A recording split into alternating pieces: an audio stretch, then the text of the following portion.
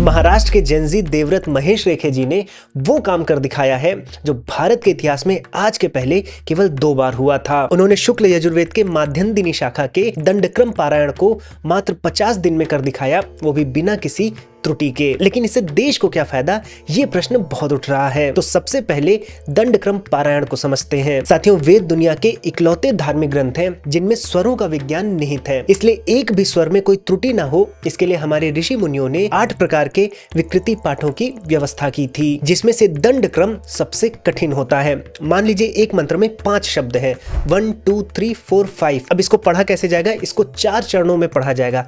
पहले चरण में 1 2 2 1 1 2, दूसरे चरण में 1 2 3 3 2 1 1 2 3, तीसरे चरण में 1 2 3 4 4 3 2 1 1 2 3 4, और फिर चौथे चरण में 1 2 3 4 5 5 4 3 2 1 1 2 3 4 5। और इसी क्रम में एक एक मंत्र को करते हुए 2000 मंत्रों को देवव्रत जी ने 50 दिन के भीतर भीतर बिना किसी त्रुटि के कर दिखाया। अब ये बड़ी बात क्यों है? मैंने चैट जीपीटी से यजुर्वेद के एक मंत्र का दंडक्रम बनवाया और ये पता करने का प्रयास किया कि एक मंत्र के दंडक्रम को बोलने में कितना समय लगेगा, और निकल के आया कि लगभग 20 से 25 मिनट लगेंगे। और अगर 2000 मंत्रों में एक मंत्र पर अगर हम 20 मिनट भी ले लें तो कम से कम आपको 55 दिन लगेंगे अगर आप प्रत्येक दिन 12 घंटे बिना रुके इन मंत्रों का दंडक्रम में पारायण करें। और देवव्रत जी ने मात्र 50 दिन में कर दिया। आज से 200 साल पहले महाराष्ट्र के ही श्री नारायण शास्त्री देव जी ने इसे 100 दिन में किया था। अब इसका फायदा क्या है?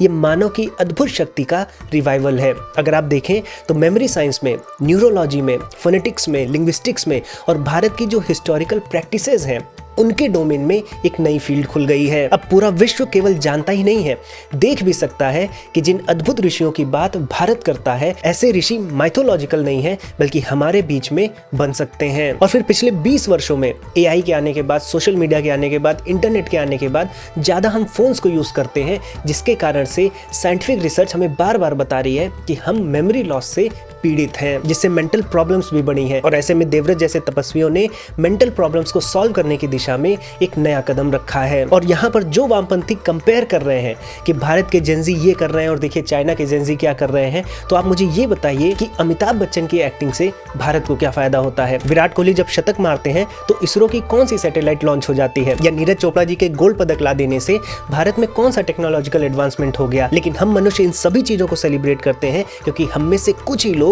ये अद्भुत काम कर पाते हैं।